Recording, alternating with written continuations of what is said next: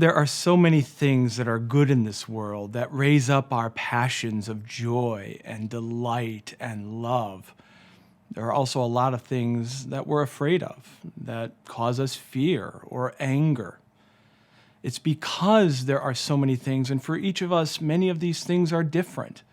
It's because we are malleable that for St. Thomas, we can grow in habit, in disposition, that each of us can grow in virtue and even vice.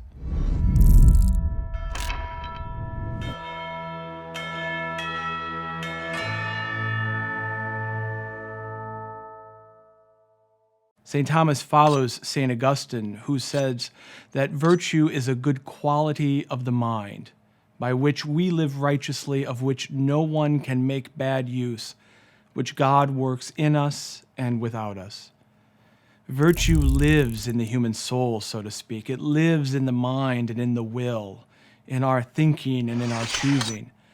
But there's also virtue in our passions, because our passions, the animal part of us, our emotions, our loves, our joys, our fears, our angers, even these are part of the human person, are part of us. They participate in our reason. Virtue, it confers on us when we have it, not only the ability to think rightly about what we should do, but actually to do it. It's one thing to know the right thing to do. It's another thing to do it, and to do it well. That's what virtue gives. St. Thomas says that there are intellectual virtues and there are moral virtues. For St. Thomas, moral virtue is what we most need in this life. Moral virtue disposes us to act well, and it requires more than simply knowledge. It requires more than simply knowing what the right thing and the good thing to do is. Because, for instance, we have to have our passions in line. Our passions have to come along. If we know the right thing to do, but we're scared to do it, we won't do it. If we know the right thing to do and we do it with excessive anger, we won't do it morally. Moral virtue moderates our passions so that we can act according to reason for the true good. Moral virtue doesn't squelch our passion. It doesn't subdue our passion or destroy our passion.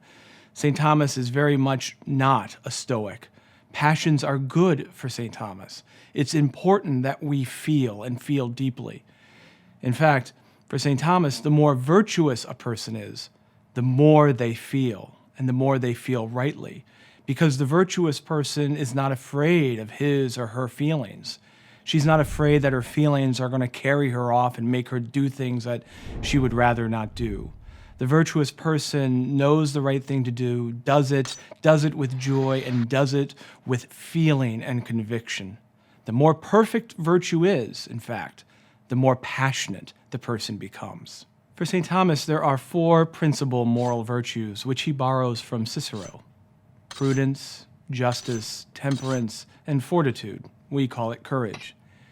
He says that justice is the disposition, the will, to give others what is their due, what is coming to them. And that's true whether we're talking about a criminal getting his just deserts or giving our parents what is their due because they brought us into existence, they gave us life and raised us, to give them the respect that is their due. Fortitude is the virtue that resolves to achieve a good difficult to obtain and prevents us from doing what is unreasonable to avoid evil. Think of courage as that virtue which you need to get the good things in your life.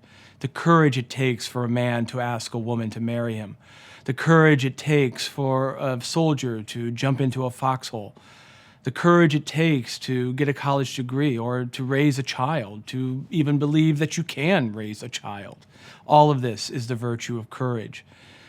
The virtue of courage keeps us from shrinking away against great difficulty, but it also keeps us from a certain audacity that would rush in, a certain foolishness. The virtue of courage is right in the middle. It's right between being a coward on one side or being a fool on the other. It's a daily virtue. It's a virtue that we all need. It's not just for the soldier on the battlefield. It's for the mother and the father. It's for the student. It's for the child. It's for all of us who interact with each other on a daily basis. all of us who are pursuing such good things in our lives. Temperance is also a virtue that we need, because temperance moderates all of those sense pleasures that we experience. Pleasures of the flesh, pleasures of food, pleasures of drink, all of which can be good and indeed holy when experienced in accord with reason. The virtue of temperance is in the middle between intemperance, which is simply a pursuit of one pleasure after another, and insensibility, which is a sort of frigidity or an unwillingness to experience pleasure. The virtue of prudence is the most important moral virtue. It's the charioteer of virtue. It directs all the virtues. Prudence, St. Thomas says, is right reason about things to be done. It's prudence that determines what the courageous thing to do in this moment is. It's prudence that determines what the temperate thing to do and to enjoy in this moment is. It's prudence that says what the just thing to do in this moment is. It's prudence that tells all the virtues how to be themselves. How do we become prudent? Well, for St. Thomas, that's one of the points of the moral life. We become prudent by learning from our elders, from those who have lived life longer than us, who have had more time to make mistakes and to learn from their mistakes, and so more time to grow in prudence. We become prudent by experience, by living life, by being self-reflective, by making choices and seeing how they've turned out and looking back and trying to figure out how we could have done that differently, or how it might have gone better, how I could have worded what I needed to say in a better way. We become prudent and moral by just being educated and taking counsel with those who we know are prudent, those who we have in our lives, who we trust to make good moral decisions. The moral life is not something we engage alone. It's something we engage in community with those who raise us, those with whom we live, our friends, those we trust and respect.